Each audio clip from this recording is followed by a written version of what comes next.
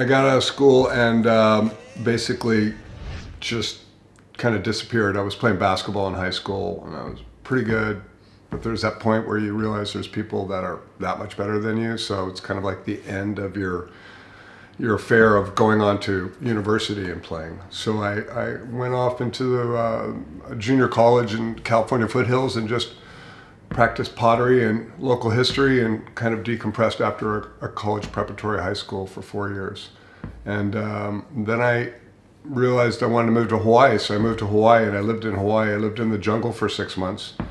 And then I knew my brother lived on the other side of Maui. I was in Hana. And so I asked him if I could come over, and he was dating his to-be future wife, and he said, you can't stay here, but you can stash your backpack. So I'd stash my clothes at his, they call them lanai, but porches, and then I'd sleep under a catamaran on the beach every night. And I did that for about 2 months till I saved enough money, and I'd gotten a job working in a laundry factory, and did all that, and made my way back home to California, and met the love of my life. I had a surprise birthday party for somebody. So I've been married 37 years to Karen. And when I was coming back, I was working in my local neighborhood, and there was some guys hired me as a handyman, a friend of ours from childhood, and he was working in the studios doing lighting. And so I was like, I remember when they used to come out and film at the lake where we lived all the time. They'd do all these Quinn Martin productions, which were, The Fugitive and all these great cop shows, Highway Patrol from the 50s and 60s. So I was born in 55. And so when I tried to get him to see if he could find me a job, he was like, oh yeah, they're hiring everybody.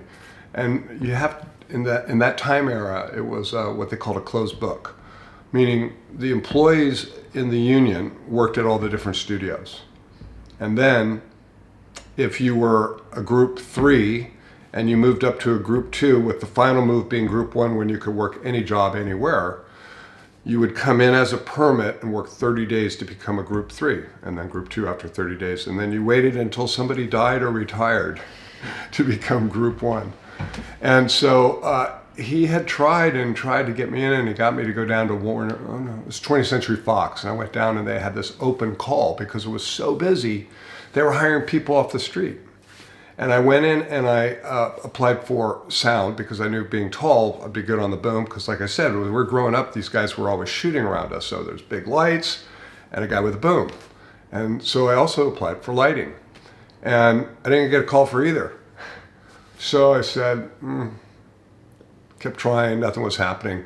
So I ended up deciding I'd go back maybe to school and get a teacher's credentials and teach, because I really like teaching. And when I was in my 1 year of junior college before I flunked out for skiing during class time, I was really interested in teaching and worked as getting a teacher's assistant certification. So I worked on this Indian reservation working with 2nd and 3rd graders, and I really enjoyed the process of, just giving them insight, guiding them through with little bits and pieces. My mom was a teacher in university and high school. So then I met Karen at this surprise birthday party, and I just was like, just kind of fell over for her. So we started dating.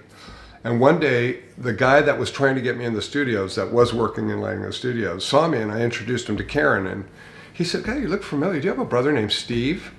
And she said, "Yeah, Steve Gilbert." And then he's like, "Oh, I work with Steve."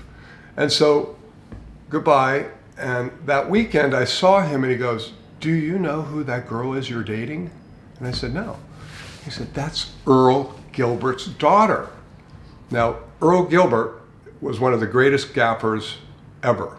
He did The Graduate, and then they did Catch-22, and then he did Chinatown, he did Close Encounters, he did Pee-wee's Big Top, he did True Grit, the original. He did all these movies, and he was just a really incredible gaffer, just amazing. And so I'm sitting there thinking, oh great, this girl I really like, she's gonna take me over the house, and what do you do? So that happened. I went over and he said, "So what do you do?" I said, "Well, I'm actually gonna go back to school, get my teaching license. I think I wanna teach." And he's like, "It's a great occupation." Okay, so never say anything about the studios. And so about 6 months later, 9 months later, we got engaged, and she told her parents, were engaged. And they were all happy until they got to know me. No, I'm just kidding. They were happy, and then she said, Dad, he's been trying to get in the studio for like 9 months. He didn't want to ask you or through me, because I didn't want to go on his coattails. And, oh yeah, I love your daughter. I did love her, but I didn't want to use her to get there. So it was crazy. He was doing a show called Xanadu at Universal, and the place was hopping, and nobody would hire. I couldn't get a job, but all these other people were getting hired. Relatives, nepotism, cousins, son-in-laws, brothers, sisters. And so he said, well, that's crazy. He should have said something. She said, he didn't want to ask you. He didn't want you to think he was using me to get to you to get a job. Because a job like that was it was a Willy Wonka ticket. If you took advantage of it, it was a great thing. And so I got a phone call from a guy named Terry White at Universal Studios. And Terry said, Pat, I hear you want to work in the film business in lighting. And I said, yes, sir. He says, why don't you come in tomorrow, 6 a.m.? And so I went, and that's the first day I worked in the film business. What year was that? I don't remember. That was 70, I think that was 78, something like that, 78.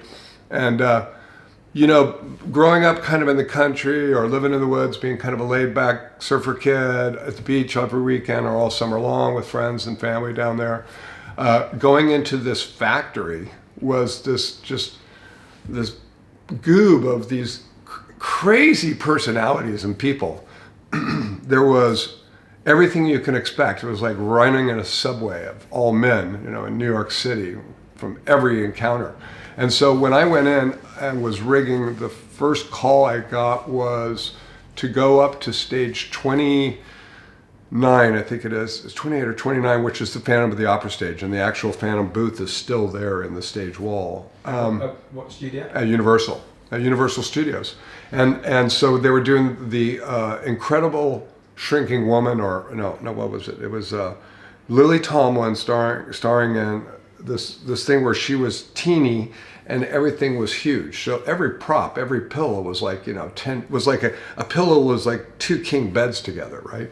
So I ended up going on the stage, and I'm standing there, and this just beehive of people. There's like hundreds of people dragging lights and cables up the walls, across the walls, teacups the size of cars. All of a sudden I hear this voice, kid, what are you doing? And I said, I'm supposed to report to Rick Moss. Report to Rick, I'm first aid in the business. He goes, I'm Rick. Oh, great. And so he goes, go over that corner, grab 15 pieces of cable, make it 4/0 with the cloth cover, and get on your back, take it over that winch, and they'll suck it up to the perms. That's like in the movies where you take the eye out of the baby and hang it by its feet. The baby being a light of 1K or 500 watt. So the terminology was shocking, but when I got mixed in with the people, it was just like this. It was like this Harrow tunnel where all these different people were going by you with all sorts of remarks. Fresh, new kid, hey you. It's crazy. But it was enticing because you knew you were having a chance to work on the film or the business, and you were in there and you were meeting all these people, and you collectively tend to kind of gravitate towards people that are like you or like you. Not that I was intimidating being 6'7" over everybody, but it was just kind of, they had all been together for months and months or years. And so it was the first day in the business officially. And then I went through and met people and worked at Universal, and I really enjoyed it, and got into a thing called the noon rig.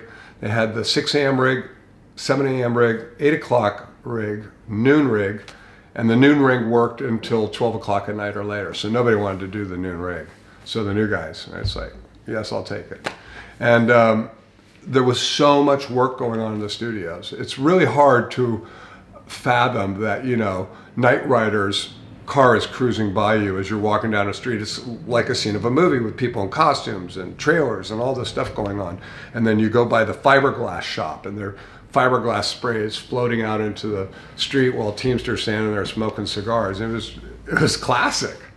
And so I spent about 4 years in that epicenter and I learned everything about cabling, distribution. I worked for people like Kevin Lang and Randy Woodside,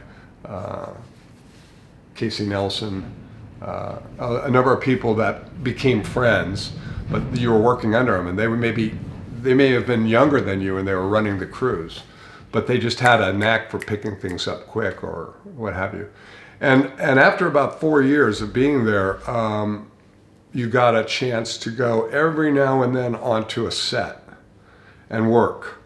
And so you would finally meet these people whose names were on this bulletin board. You know, when you punched the clock every morning or every night to go out, there was this wall that called one section of the wall of shame, the doghouse. If your tag was in there, you were in trouble during the day. And they would see it when you came in, and that meant you had to go into the office and talk to the boss. But you had these names, and on the top was CLT, Gaffer, Chief Lighting Technician. So all these incredibly talented gaffers that I found out about later, but wondering who they are and how are they doing that show? How are they doing Legal Legals, this big feature with Robert Redford? You know, time, just like my father-in-law.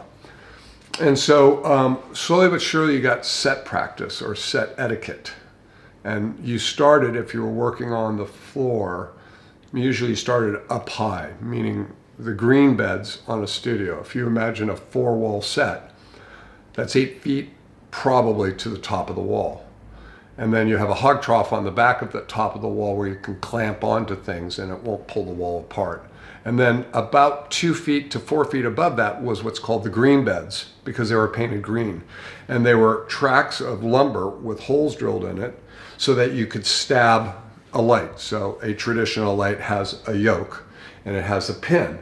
And that pin is usually 1 1/3 or 1/4 or 1/5 or whatever it is. It's a thick pin. We call those junior pins.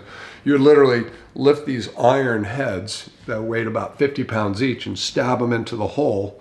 And then you would put doors on them, have the box of diffusion, get everything lined up perfectly so that when the crew came in to operate, then they knew, okay, you're going to go over there, throw a backlight in. So go up into there, put a 2K on, and put a full blue on it. So we're matching the blue coming through the window in the shot. And so you kind of picked up nuances. Now, I'm not really serious about my interview time and giving too much about myself, but there's a known fact that I was a joker and the jokester a lot working growing up, because I did the job, but if there was time to be kind of a goofball just to entertain everybody, I'd do it, right? So I remember this one old timer. So you'd pick up these little nuance from old timers.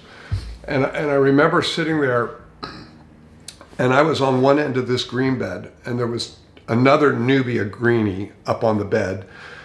And all the lighting was set, and so he's leaning over watching everything. And this old timer was next to him, and he's telling him, you know, don't drop anything on the floor, you gotta be really careful. And this old timer had gotten a breakfast burrito, and he had it in his hand, and he was standing next to him on the thing. And, you know, people were looking up every now and then. And so this guy takes a bite of his burrito, the back of the burrito blows out, and it goes out onto the floor. He ducks out of the way, and the kid's leaning over looking at everybody stargazing, and all of a sudden, everybody screams, and they look up at him, and then he reappears into the frame and says, "That's another thing you don't do up high, kid, you don't eat."